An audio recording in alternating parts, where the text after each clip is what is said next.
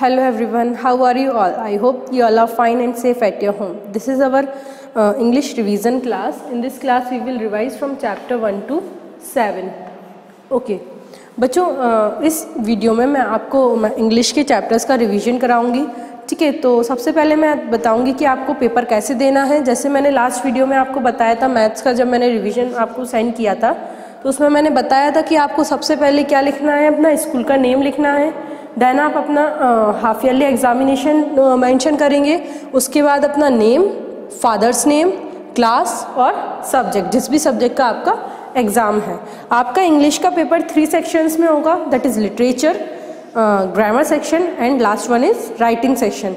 Literature में आपका जो भी टेक्स्ट बुक का मटेरियल है, means question answers, word meaning, fill in the blanks, choose the correct, match the following, जो भी रेस्ट ऑफ द एक्सरसाइज है वो सब आपके लिटरेचर सेक्शन में आएंगे. ठीक है, ग्रामर सेक्शन में ग्रामर की बुक में से कंटेंट आएगा. देन राइटिंग सेक्शन में ऐसे और एप्लीकेशन आएंगे.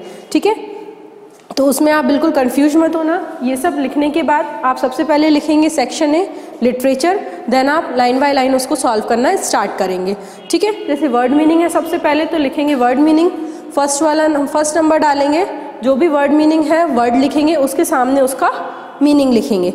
ठीक है, आप सभी को नंबर मेंशन करना है, आप कौन सा वाला लिख रहे हैं. ठीक है, इसके बाद जैसे आप कोई फिल इन द ब्लैंक्स लिख रहे हैं तो आपको सिर्फ आंसर नहीं लिखना है, आपको पूरा क्वेश्चन लिखना है और ब्लैंक में जो भी आपको हेल्प बॉक्स में से वर्ड जो भी उसका आंसर सही है वो आपको लिखना है. ठीक है, चलिए मैं कुछ वर्ड मीनिंग आपको पढ़ के बता देती हूँ. जैसे कि है रिमेन. रिमेन का मतलब क्या होता है? लिव ऑन, या मतलब रहना. ठीक है, तो रिमेन लिखेंगे, रिमेन डैश लगाएंगे और उसका जो मीनिंग है वो आप लिख देंगे. सैडर मीन्स मोर सैड, मतलब ज़्यादा दुखी. ग्रीफ यानी सॉरो मीन्स दुख. फॉरएवर मीन्स ऑलवेज, यानी हमेशा.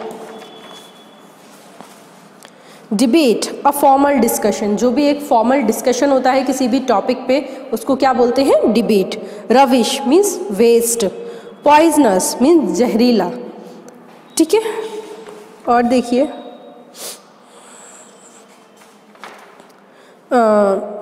विट मीन्स ह्यूमर, यानी दिमाग, चालाकी. जेस्टर यानी प्रैंकस्टर मीन्स जो जोक्स वगैरह सुनाता हो. Lanterns means lamp. Burgle means steel यानी चोरी करना. Compound, area around the house, घर के आसपास जो भी एरिया होता है.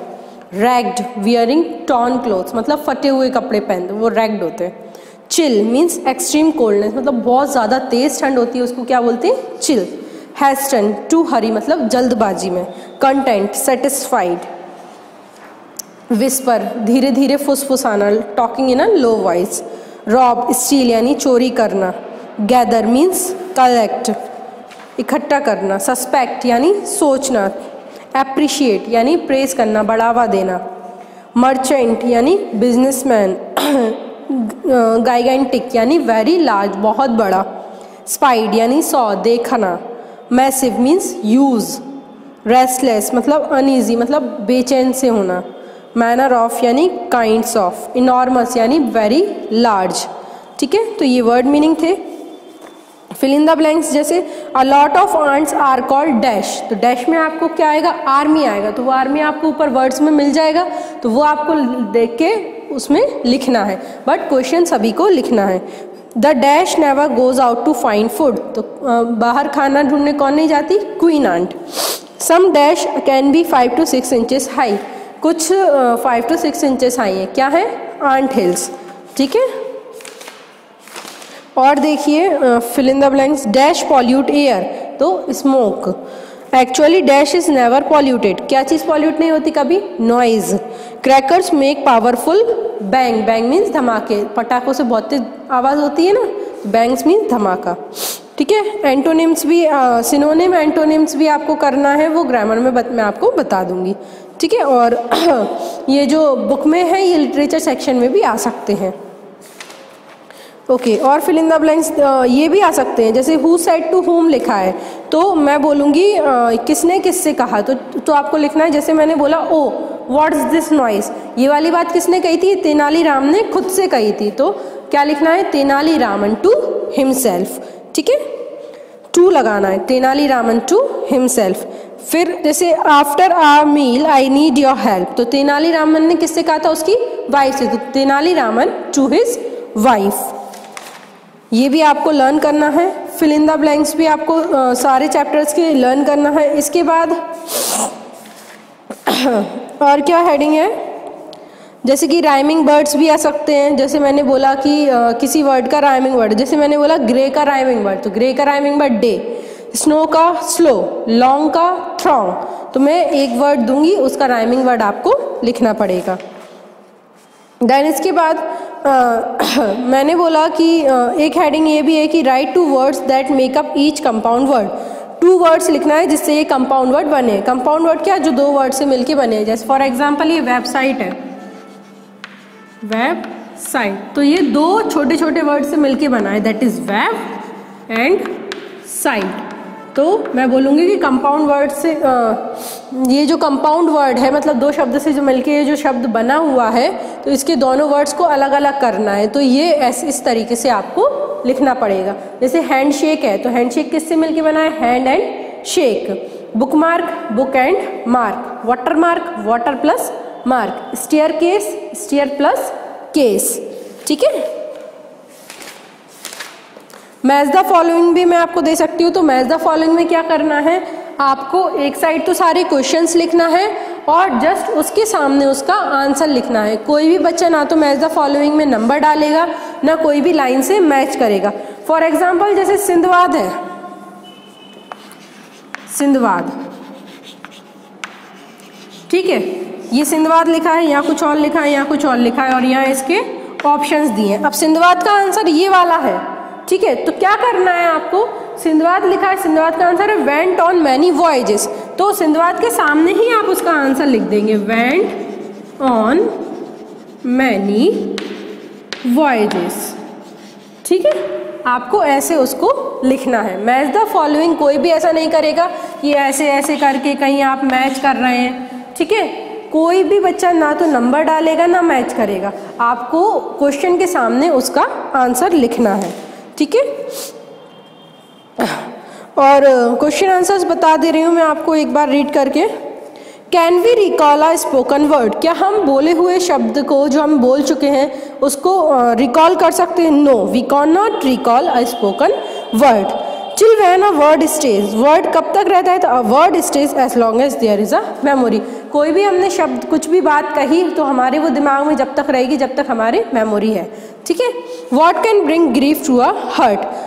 दिल को दुख कैसे पहुंचता है? तो one careless words are spoken they can bring gift to a hurt. जब हम किसी को अपशब्द कहें या गलत बात कहें तो किसी के भी दिल को चोट लगती है। What is up to you and me? तो it is up to you and me to make world a better place। ये हम पे और आप सभी पे डिपेंड करता है कि हम एक दुनिया को एक अच्छा जगह बना सकते हैं। ठीक है, और देखिए जैसे कि 3rd चैप्टर में व्हाट इज़ पॉल्यूशन? पॉल्यूशन क्या है? तो pollution means making things impure and unclean. Pollution के टाइप्स क्या क्या हैं? तो पॉल्यूशन के टाइप्स हैं, पॉल्यूशन के types noise pollution, sound pollution, air pollution, water pollution. ठीक है, इसके बाद tiny wonders of the ant, 2nd chapter, what is a common comparison and why? तो an industrial as an ant is a common comparison for a person who is very hard working.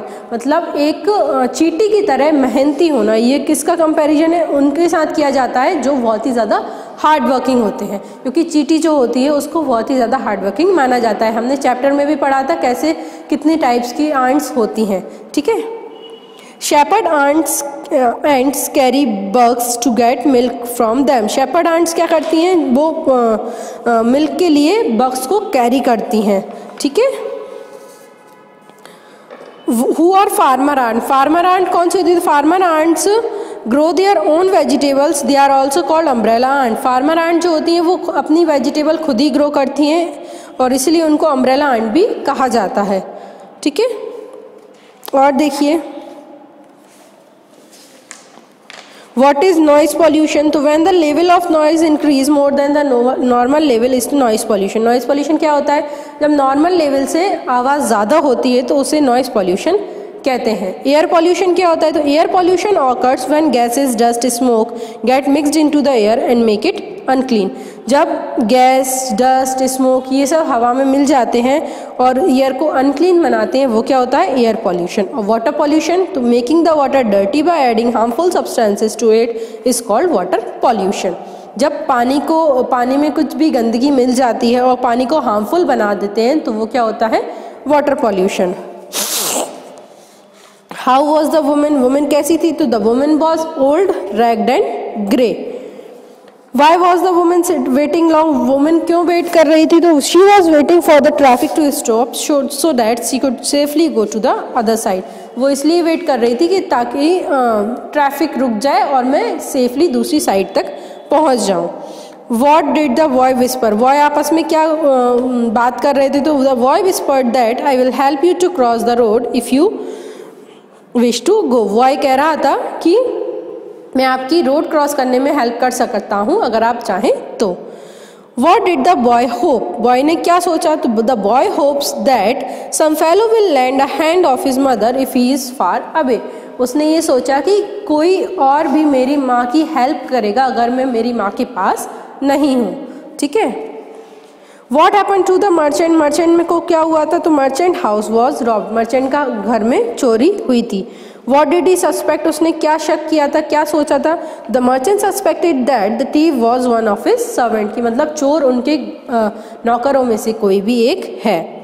What did the Birbal से after giving the stick? Birbal ने stick देने के बाद क्या कहा था? उसने चोरों को स्टिक दे दी थी।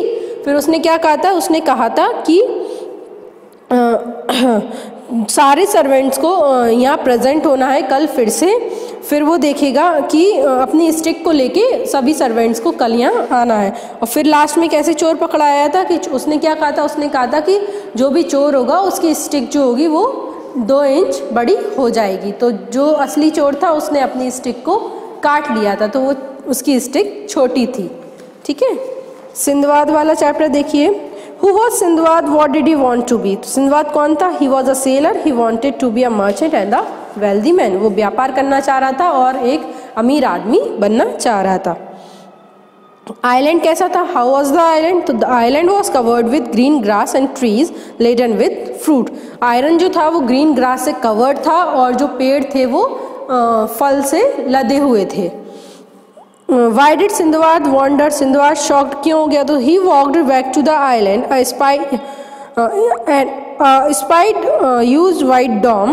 He went closer to it and wondered what it was.